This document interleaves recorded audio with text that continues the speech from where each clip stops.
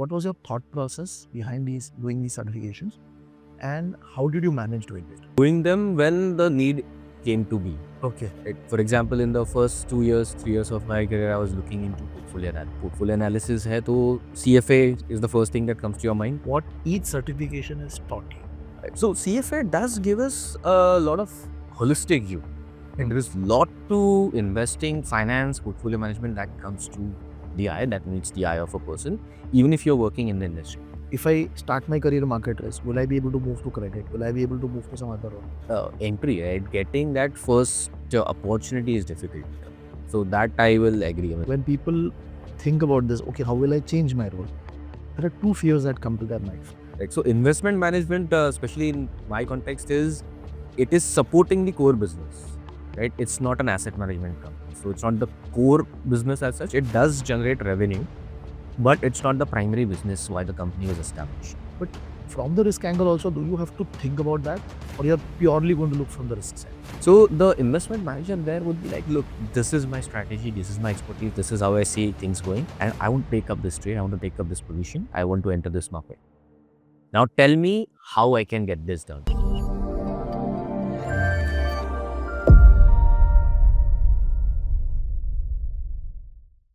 Hello guys, I hope everybody is doing good. Hi, this is Ganesh Nayak. I help finance professionals and students to excel in their career and become a better version of themselves. And I also help students who are preparing for competitive exams in finance, like CFA, FRM, SCR, and CIA. And as a part of the journey, we also talk to people from the industry trying to understand what are the different roles that are available in finance and how anybody can make a very good career in finance, right? And I am today having discussion with Mr. Chinmay in Ingole. And here we're going to be talking about his entire journey in the industry. He's already completed CIA, CFA, FRM, CFP. What has been his overall experience within the risk side, okay, and what is happening in the investment management risk side. So, Chinmay, first of all, thank you very much for taking out time and talking to us. For the audience, if you can give a brief about your entire journey. Sure. Thank you for inviting me.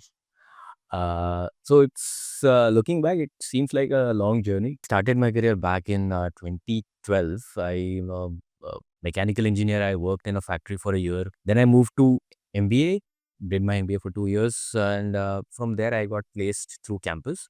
The first role I started off with was not of my choice, but as you're aware, in campus you choose the brand probably, but not the profile.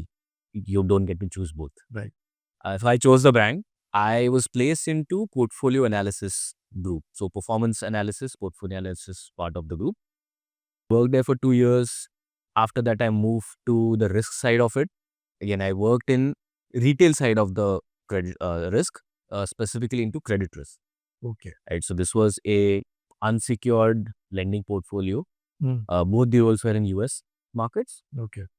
So I worked there for a couple of years and then graduated to portfolio management, portfolio risk management to be specific. This was in a different domain. This was in UK and primarily focused on Europe. Again, this was a hedge fund working in a fund of fund sort of a structure, platform structure. There I was looking into overall portfolio risk, market risk, credit risk, and a bit of regulatory risk. Multi-asset, I mean, everything that you can think of, right? Being a hedge fund, they had different strategies, long, short, distressed, credit, private equity, everything. Derivatives, managed accounts, everything except cryptos. So that was the exposure I had there for maybe 4 or more years. Currently, I've moved to another side of risk. So which is on the, first of all, it's an Indian domain.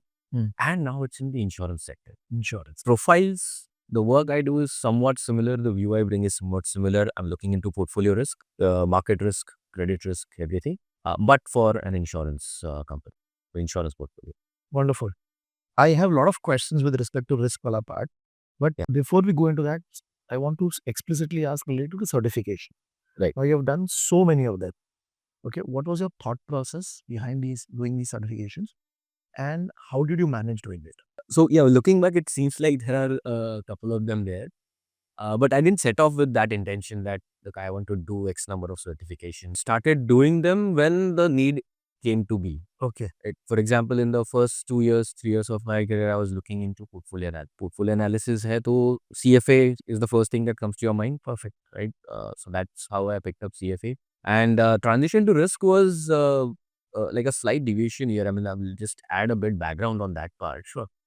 I was looking into HNI portfolios, big portfolios, not huge, but considerably big and chunky portfolios. Now, when you look at retail side or smaller portfolios, rather, the focus is on growth. But when you move to a certain threshold, you cross a certain threshold of wealth and you realize, okay, growth is definitely necessary, but you need to also manage the downside. Yeah. Risk becomes important. Risk becomes important, right? As Warren Buffett says, first rule of investing is not to lose money. Correct. So that kind of thing. So that's where my focus shifted to risk. Yeah. And to explore careers in risk, I did FRM.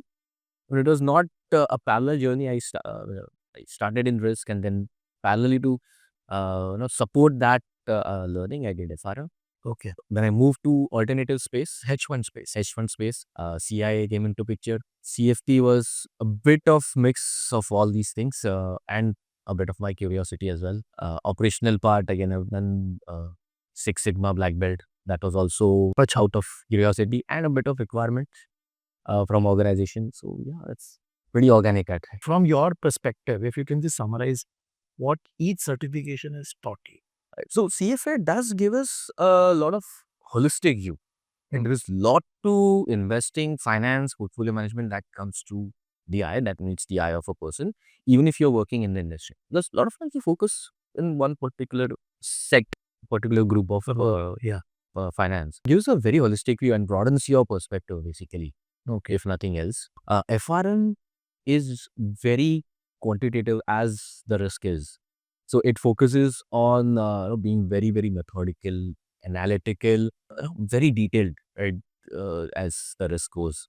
Coming to CAIA, again, that's opens up your perspective in alternative space specifically. So we're not talking about retail, we're not talking about other parts. It's institutionals and alternatives primarily, because retails usually don't invest in alternatives. Correct. CFP was for my personal benefit, to be honest, because okay, these are big money, big bulls in a way, big money clients.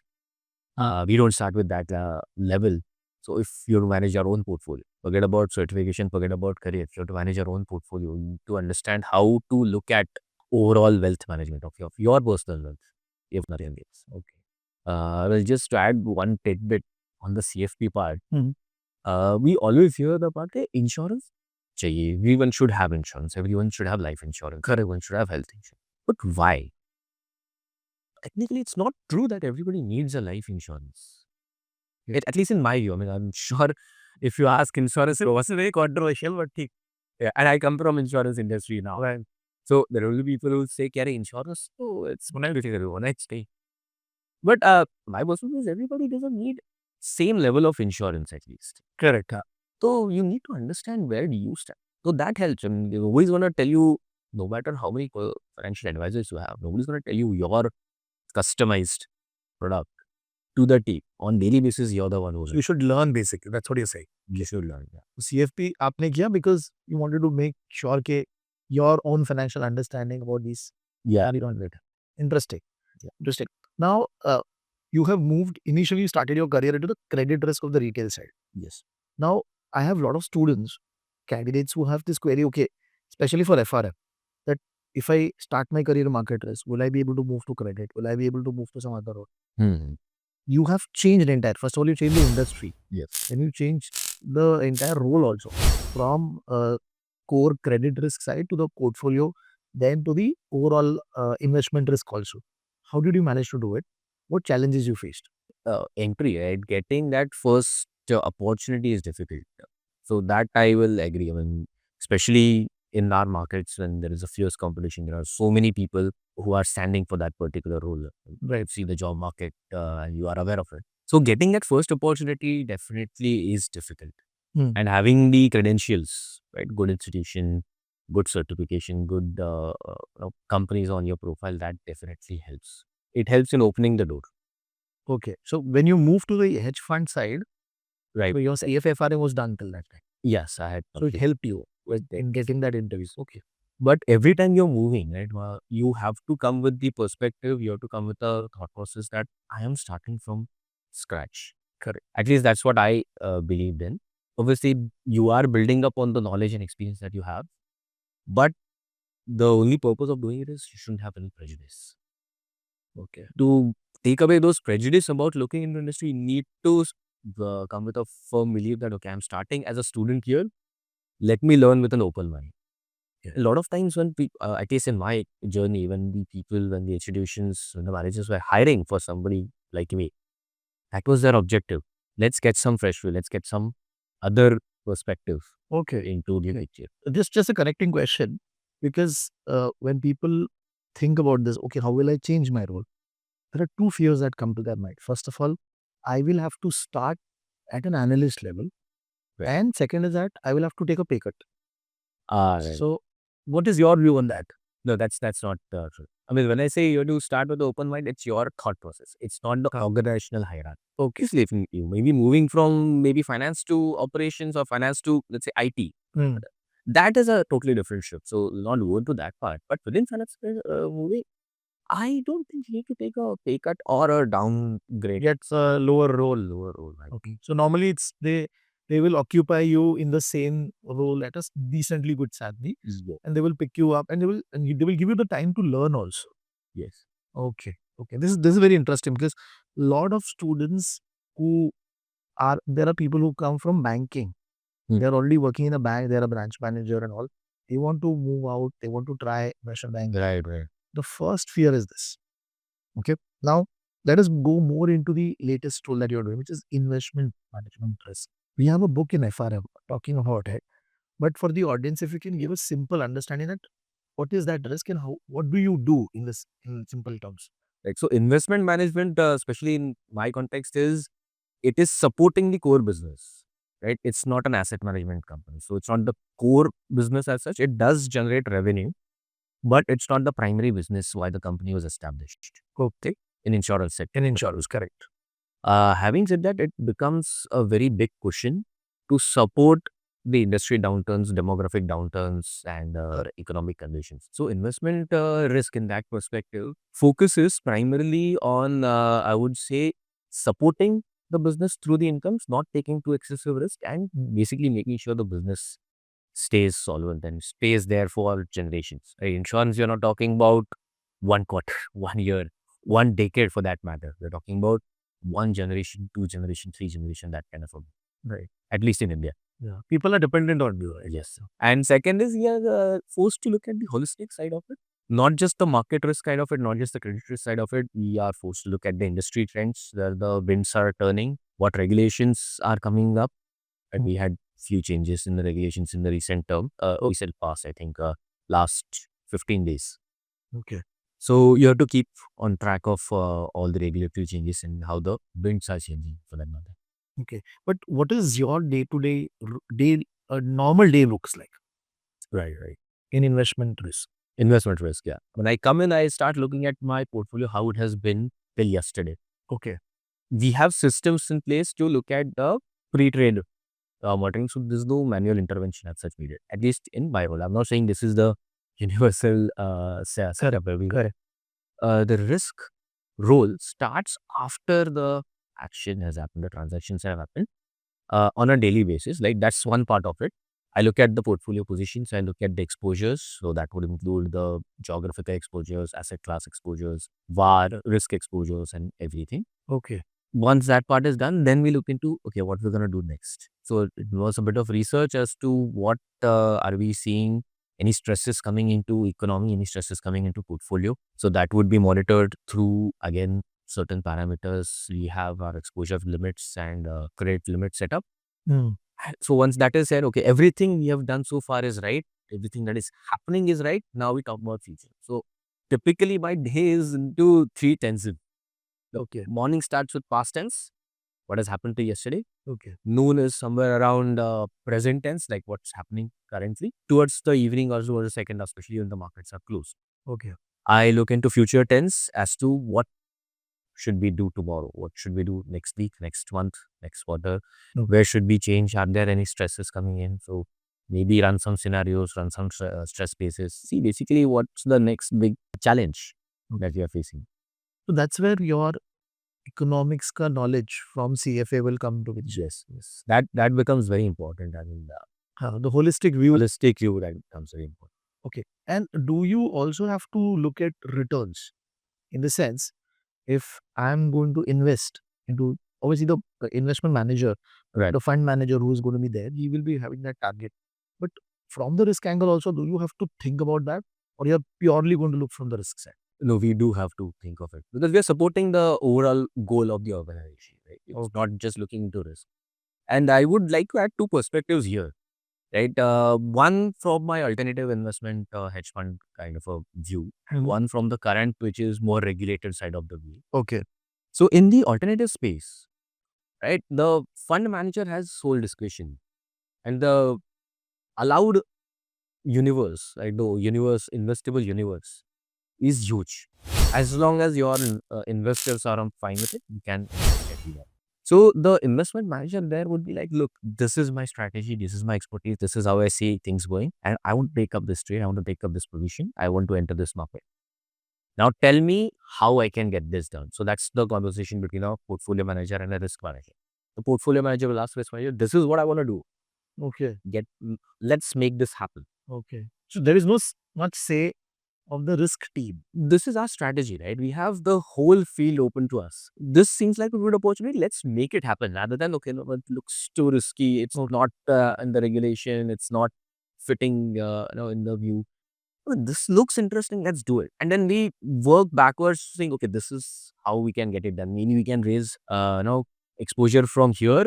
Maybe we can deduct from here. Maybe we can move from this sector to this sector, this geography to other geography. That's where the risk analysis comes into picture, where we look at where is the risk adjusted returns going to be the highest. Okay. That's where the returns comes into picture. Okay. When we come into the more regulated territory, insurance or retail for that matter, it is like these are the things we straight away can't do. So we start pruning our universe rather than finding out the new horizons. There's one space you're finding new horizons, being the leader. Other space you're just trimming down and pruning. This we can't do, this we can't do, this we can't do, this we can't do. This is what we can do. So let's make the most of it. Okay. And that's where the risk manager's whole comes into picture, saying, okay, you can't take too much of leverage here. You can't short a security in this particular thing. You think if the credit risk is too much, fine, maximum we can do is sell or maybe take a hedge derivative or whatever the strategy may be. But yeah, that is the role of risk manager in this case is more, I would say, aggressive. Yeah. And also, if you're looking at risk management of an alt, Right. as a risk manager, you have to be more equipped because the tools they are going to use, like you mentioned about derivatives, right? Yeah. So over there also, it has to be the risk person also has to have the understanding that how these tools are going to help us or how this hedge will actually end up turning out. Definitely, definitely. Because when we talk about derivatives, like VAR, usually everybody is a basic understanding. VAR hai, risk manager hai, Correct. right? But you can't apply same approach of calculating VAR to a derivative portfolio, which is not a normal distribution. Right. Versus if you apply it in, let's say, maybe plain vanilla equity. So you will have to look at the Greeks in case of derivative portfolio. Right. Or usme bhi, if you have a situation like a short squeeze, that we had the nickel short squeeze after Supply is not available. supply is not available. Everybody's shorting and they want to close their position. So the price shoots up like anything. Correct. Then you need to understand, like, is that something that can happen? Okay. Obviously, some things you can't predict. Black swan events, you can't really predict as such, but you can make our systems robust. Even if it happens, we have our downside protected. Okay, this is the maximum we can have. Now, going back to your experience into that credit card and the unsecured credit, with there you were looking only at the credit risk. Primarily credit risk. But again, there are also economics. Somehow that subject doesn't leave your back. Okay. It comes into the picture. Similar example, if you are running a campaign, Black Friday sales, Christmas season, US. So credit limit expansions, you are offering zero cost EMIs and other things. So you need to understand which group of borrowers or group of credit card holders am I going to extend the offer. Zero cost EMI, I will extend to, okay, this subset. Credit risk, credit score, like very crude term of it. Credit score between 600 to 700. this demographic, this kind of a spending pattern. Okay. So this is where I'll give them credit score expansion. Slightly different demographics, maybe younger demographics, I'll probably give them zero cost EMIs. Okay. But I need to monitor my portfolio where the stresses are coming. Am I seeing too many defaults? Am I seeing too many delays in payments, rollovers? That's where the economic comes into picture, the early warning indicators for economy and for the my portfolio.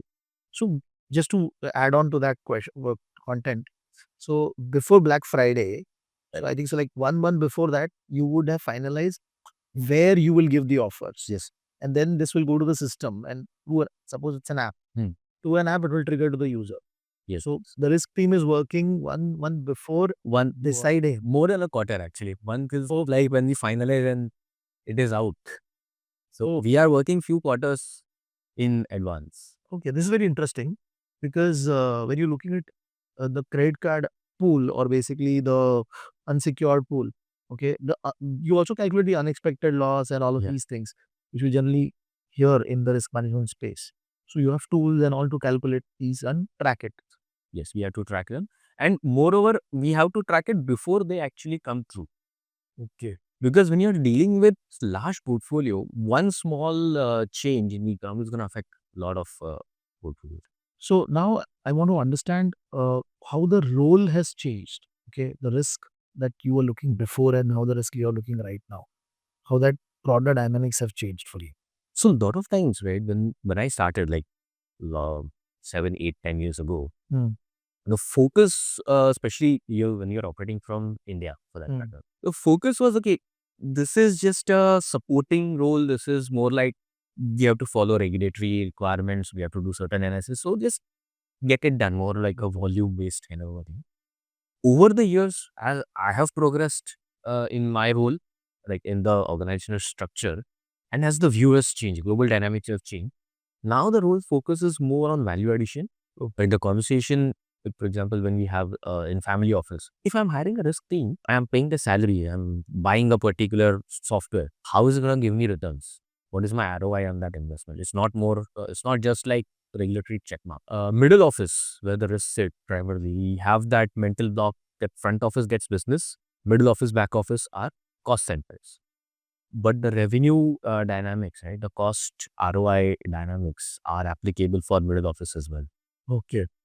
So that is something you have to keep in mind. And it's more like when people are coming to fund managers, front office are coming to you for guidance. That has also changed. That has also changed, right? Because everybody, the market dynamics are so unsteady in a way, VUCA world. One person, one team cannot have that perspective, no matter how big that team is. So we do have those discussions almost on a daily basis between the front office, the investment team, and myself. As to, okay, see, we are seeing some stresses in the Japanese yen market. The yen interest rate is increasing, Japanese interest rate is increasing. So that's going to reverse yen carry.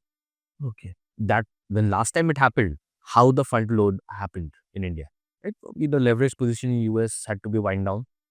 So money has to be taken out from Indian markets, and that's what we will be hearing, right? In AI boom also, and in the carry trend also, we have to provide the first of all liquidity, and second leverage to invest in the growing sector like the AI boom. Okay. Where is that money coming from? So it's coming from India. If that is coming from India, somebody who is focused only on India, they need to understand which are the companies or which are the sectors that are going to be affected first, where the FPI money, FII money will bleed from. And this view, it has to be built from the holistic conversations. Okay. So it's a very discussion-oriented approach to finance, I mean, to investing from what I'm seeing right now. Okay. This is a very interesting part because if this is happening, the change has happened. What do you think are the key skill that any risk manager needs to have? Be it a investment manager, Right. managing investment risk or a credit risk. What are the key skills? I have to break down into core technical, core analytical skills. Right? Every time you think about risk management, it has a view. When people think that's a very, very analytical kind of a skill, it's a field, and that is true. So you can't get away from credit risk management. You can't get away from models, building models, a bit of analytics, and we have R, Python, all these things coming up. Yeah. Having those skill sets in your back pocket really helps. You can do everything on Excel, no question about it. But having that view into model development, at least understanding the model definitely helps. But to support that, a bit of economics, a bit of larger investment perspective, a bit of global management, global economics rather, macroeconomics, that also is definitely helpful. People, suppose I wish to join a risk team or I wish to join a portfolio team. How should I decide any certification? Like you have done so many. So what is going to be your guidance to those students that while taking it, should I go for CFA? Should I go for CAIA? What is your view on that? So if you have decided uh, well in advance, right? Because I want to be in risk. I want to be in investment management. I want to be in mutual funds, right? The retail or Indian side of it. Then I would suggest take up skills, identify the skills required, and find out certifications which match those skills. Okay. It could be NISM, Hmm. right? It could be any other certificate. It could be CFP. It could be CMT, right? But identify where you want to go and what are the calculate backwards, like what are the skills required there, which certification, which education will give me the required skills. Okay. So that is one way to do it. You're not sure where you will land up. You're just starting. You've not even explored all the ways. So as अब बाबा रणछोड़दास से ज्ञान but रहा है, जहाँ से भी बटोर सकते हो दो. Then you start with something broader, build again common skills which will be required everywhere. CFA, for example, is a very broad perspective. It is a holistic perspective. And you can start from there. And since we talked about people who are very new to finance, so how they can get an entry level role in risk, for example, In risk. right? Entry level role, because that's where a lot of people face challenge. Yeah. How they can plan this entire thing and get an entry level role. It's a slow process, slow journey Hmm. in the initial stages, right? That I'll agree. You can go for Indian banks, you can go for global institutions. Wherever you have to keep in mind that it is going to be slow journey. The first few years, early years are very crucial from learning perspective. Current markets, you have to apply for multiple roles. But whether you are looking from recruiter's perspective, right, or from candidate's perspective, skills should match. I mean, you can't be working as a relationship manager and out of nowhere you will say, no, I want to do this. So that transition is going to be difficult. You have to understand what is it that you are going to offer. At least position yourself in such a way that, okay, even if I'm a relationship manager, I have the nerve, I understand the dynamics on the ground level. I can see when the winds are turning. Okay. Right in forefront. So that's where you have to position yourself, your candidature, in front of the interview panels or selection committees and those people. Okay. So that they understand, okay, this is where this person can add value. This is where they can add their fresh views. And that definitely helps. Learnings about that person should fit in the organization. They should have the willingness to learn. Team player, they should be able to take charge. Those skills, those are age-old things. They were true 10 years ago, they're true now, they'll be true 10 years hence. No problem. Okay, interesting. Now we have a rapid fire section. I'll ask you quick questions. You have to answer it very fast. Is coding mandatory for us? Not mandatory. I wouldn't say it's mandatory. Okay. Which certification should I start with? For us, Or generic? generic, I think we should start with specific skill sets which are matching, as I said. If you have bandwidth, go for CFA. Best skill to learn in college? Please make the maximum of college experience, right? I have a view that the networking that you can build up, a mindset that you build up by interacting with your professors. If you're in good college, you'll have great professors. By interacting with your seniors, with your batchmates, that you cannot replicate. You can't pay money and get that after you finish college. Focus on the experience that your college is giving, interactions, and network if you can. Which certification helped you the best or the most? They each played a specific role, I would say, and different stages because I've changed my direction, changed my profile so many times. So they had their specific roles, their specific importance in each point of my journey. Okay. One mistake students should avoid. Students should avoid only looking after resume. Okay. Resume is important, but what is there on the paper should be there in the person. Not of saying you see a person who's really good in the resume, we start talking with them, there's nothing. So you should be first making yourself as a finance candidate, right? Or rather a professional as a person. Resume will follow. It's not the other way around. Correct. Wonderful, wonderful. This conversation, Chinmay, is really, really interesting and helpful. And I'm sure a lot of people who will be watching this podcast will learn a lot, especially about the investment management risk. and that fear that how I can change industry, and your certifications helped you. All of this is going to be really helpful for a lot of students who are going to be watching this. So again, Chinmay, thank you very much for taking out your time talking to us. Thank you. It was my pleasure. Thank you for inviting me.